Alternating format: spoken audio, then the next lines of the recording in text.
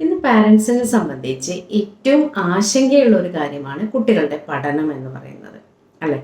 അപ്പോൾ ഒരു ക്ലാസ് റൂമിൽ കുട്ടികളെ നമുക്ക് 4 കാറ്റഗറി ആയിട്ട് തരംതിരിക്കാം. അതിൽ ഒന്നാമത്തെ കാറ്റഗറി എന്ന് പറയുന്നത് നമ്മളെപ്പോഴും ഹൈ ഇൻ്റലിജൻ്റ് എന്ന് പറയുന്ന കുട്ടികൾ, അല്ലേ? എന്ത് കാര്യവും പെട്ടെന്ന് ഗ്രാസ്പ് ചെയ്യാൻ പറ്റുന്ന കുട്ടികൾ. ഒരു 10% കുട്ടികളും ഈ ഒരു കാറ്റഗറിയിലുള്ള കുട്ടികളായിരിക്കും. രണ്ടാമത്തെ വിഭാഗം എന്ന് പറയുന്നത് ആവറേജ് സ്റ്റഡിയുള്ള കുട്ടികൾ.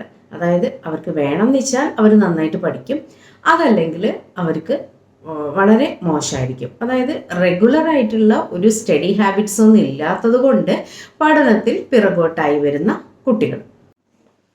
ഇനി മൂന്നാമതൊരു വിഭാഗം കുട്ടികളുണ്ട്. അതായത് നമ്മൾ മണ്ടനെന്നും പൊട്ടനെന്നും അനുസരിക്കാത്തവനുമെന്നൊക്കെ മുദ്ര കുത്തുന്ന ഒരു വിഭാഗം കുട്ടികൾ. അതായത് ക്ലാസ്സിൽ അറ്റൻഷനും കോൺസെൻട്രേഷനും ഒട്ടുമില്ലാത്തത് കൊണ്ട് തന്നെ എല്ലായ്പ്പോഴും ഈ വിഭാഗം കുട്ടികൾ പഠനത്തിൽ പിറകോട്ടായിരിക്കും. എന്നാൽ ഫിസിക്കലി നോക്കുമ്പോൾ യാതൊരു പ്രശ്നവും ഉണ്ടാവില്ല.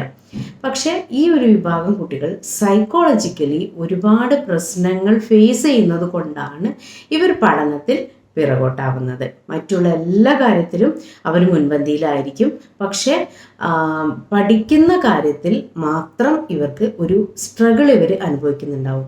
ചില സമയത്ത് അത് ഭാഷ പഠിക്കുന്ന സമയത്തായിരിക്കാം, മറ്റു ചില കുട്ടികൾക്ക് മാത്സ് പഠിക്കുന്ന സമയത്തായിരിക്കാം. എന്തായാലും ഇവർ അനുഭവിക്കുന്ന ഒരു പ്രശ്നം എന്ന് പറയുന്നത് അത് വളരെയധികം സ്ട്രഗിളാണ് എന്നുള്ളതാണ്. പക്ഷേ ഇത് എവിടെയും ആരും അറിയാതെ പോകുന്നു എന്നുള്ളതാണ് ഏറ്റവും പ്രധാനപ്പെട്ട ഒരു കാര്യം എന്ന് പറയുന്നത്. ഇനി നാലാമത്തെ ഒരു വിഭാഗം കുട്ടികൾ എന്ന് പറയുന്നത് നമുക്കറിയാം, ഫിസിക്കലിയും സൈക്കോളജിക്കലിയും പ്രോബ്ലം അനുഭവപ്പെടുന്ന കുട്ടികൾ. അപ്പോൾ അപ്പിയറൻസ് തന്നെ ഇത്തരം കുട്ടികളെ നമുക്ക് ഐഡൻറ്റിഫൈ ചെയ്യാൻ പറ്റും. മെൻ്റലി റിട്ടാർഡഡ് ആയിട്ടുള്ള കുട്ടികൾ, അതല്ലെങ്കിൽ ഓട്ടിസം പോലെയുള്ള പ്രോബ്ലംസ് ബാധിച്ച കുട്ടികൾ, ഇത്തരത്തിലുള്ള അതല്ലെങ്കിൽ ഫിസിക്കലി എന്തെങ്കിലും പ്രോബ്ലമുള്ള കുട്ടികൾ, ഈ ഒരു വിഭാഗം കുട്ടികളെ നമ്മൾ എല്ലായിടത്തും പരിഗണിക്കാറുണ്ട്, അല്ലേ? ഗവൺമെൻറ് പദ്ധതികളുണ്ട്, ഇത്തരം കുട്ടികൾക്ക് സ്കോളർഷിപ്പ് നൽകുന്നുണ്ട്, പല രീതിയിലും ഇത്തരം കുട്ടികളെ നമ്മൾ സപ്പോർട്ട് ചെയ്യുന്നുണ്ട്. പക്ഷേ നമ്മൾ ഈ 4 കാറ്റഗറി എടുക്കുമ്പോൾ ഇതിൽ മൂന്നാമത്തെ ഒരു വിഭാഗം കുട്ടികളാണ് എല്ലായിടത്തും അവഗണന അനുഭവപ്പെടുന്നത്.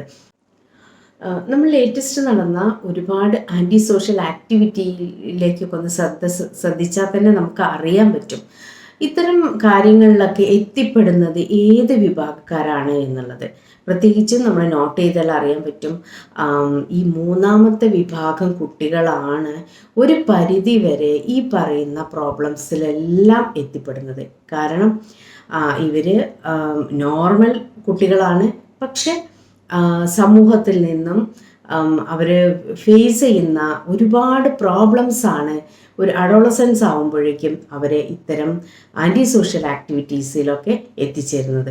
പഠിക്കുന്ന സമയത്ത് ക്ലാസ് റൂമിൽ നിന്നും ടീച്ചേഴ്സിൽ നിന്നും പാരൻസിൽ നിന്നൊക്കെ അവഗണന നേരിട്ട് മാനസികമായി അത്രമാത്രം സമ്മർദ്ദത്തിലാവുന്ന ഈ വിഭാഗം കുട്ടികളാണ് ഒരു പരിധി വരെ ആൻറ്റി സോഷ്യൽ ആക്ടിവിറ്റീസിലൊക്കെ എത്തിച്ചേരുന്നത് എന്നുള്ളതാണ് പഠനങ്ങൾ തെളിയിച്ചിട്ടുള്ളത്.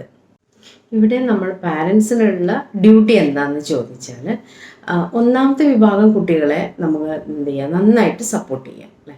അവരുടെ ഇൻ്റലിജൻസ് വൈസ് നന്നായിട്ട് മനസ്സിലാക്കി അതിനവരെ സപ്പോർട്ട് ചെയ്ത് മുന്നോട്ട് കൊണ്ടുപോകുക എന്നുള്ളത് മാത്രമാണ് നമ്മൾ ചെയ്യേണ്ടത്. എന്നാൽ രണ്ടാമത്തെ വിഭാഗം കുട്ടികളെ നമ്മൾ ഒന്നുകൂടെ ശ്രദ്ധിക്കേണ്ടതുണ്ട്. കാരണം അവരെ പഠനത്തിൻ്റെ മികവിലേക്ക് ഉയർത്തിക്കൊണ്ടുവരുന്നതിന് എവിടെയൊക്കെയാണ് ലേണിംഗ് ഗ്യാപ്പ് എന്ന് പരിശോധിച്ച് ഓരോ വർഷവും ആ ലേണിംഗ് ഗ്യാപ്പ് ഫില്ല് ചെയ്ത് അവരെ നന്നായിട്ട് സപ്പോർട്ട് ചെയ്ത നല്ല ഹാബിറ്റ്സൊക്കെ ഉണ്ടാക്കി കൊണ്ടുവന്നാൽ അവരെ നമുക്ക് ഉയർത്തിക്കൊണ്ടുവരാൻ സാധിക്കും. എന്നാൽ മൂന്നാമത്തെ വിഭാഗം കുട്ടികളെ അവർ നന്നായിട്ട് നമ്മൾ സപ്പോർട്ട് ചെയ്യേണ്ടതുണ്ട്. കാരണം നമുക്കറിയാലോ, സൈക്കോളജിക്കലി ഒരുപാട് പ്രശ്നങ്ങൾ ഫേസ് ചെയ്യുന്നത് കൊണ്ടാണ് അവർക്ക് പഠനത്തിൽ ബുദ്ധിമുട്ട് അനുഭവപ്പെടുന്നത്. അപ്പോൾ തീർച്ചയായിട്ടും അത്തരം സൈക്കോളജിക്കൽ പ്രോബ്ലംസ് നമ്മൾ എന്ത് ചെയ്യണം, അത് അഡ്രസ്സ് ചെയ്യണം, അല്ലേ? അത് കണ്ടെത്തി അതിനുള്ള ട്രീറ്റ്മെൻറ്റ് അവർക്ക് കൊടുക്കണം എന്നുള്ളതാണ് മൂന്നാമത്തെ വിഭാഗക്കാരെ നമുക്ക് ചെയ്യാൻ പറ്റുന്നത്. ഇനി നാലാമത്തെ വിഭാഗം കുട്ടികളെ നമ്മൾ നന്നായിട്ട് ചേർത്ത് പിടിക്കുക എന്നുള്ളതാണ്, അല്ലേ? അവരുടെ പ്രോബ്ലം എന്താണ്, അല്ലെങ്കിൽ അവരനുഭവിക്കുന്ന ആ ഒരു ഡിസബിലിറ്റി എന്താണെന്ന് മനസ്സിലാക്കി സമൂഹത്തോടൊപ്പം ചേർത്ത് പിടിച്ച് അവരെ ഒരു മറ്റുള്ളവരെ പോലെ അതേ രീതിയിൽ കണ്ടുകൊണ്ട് അവരെ മുന്നോട്ട് കൊണ്ടുപോകുക എന്നുള്ളതാണ് നാലാമത്തെ വിഭാഗം കുട്ടികളോട് നമുക്ക് ചെയ്യാനുള്ളത്.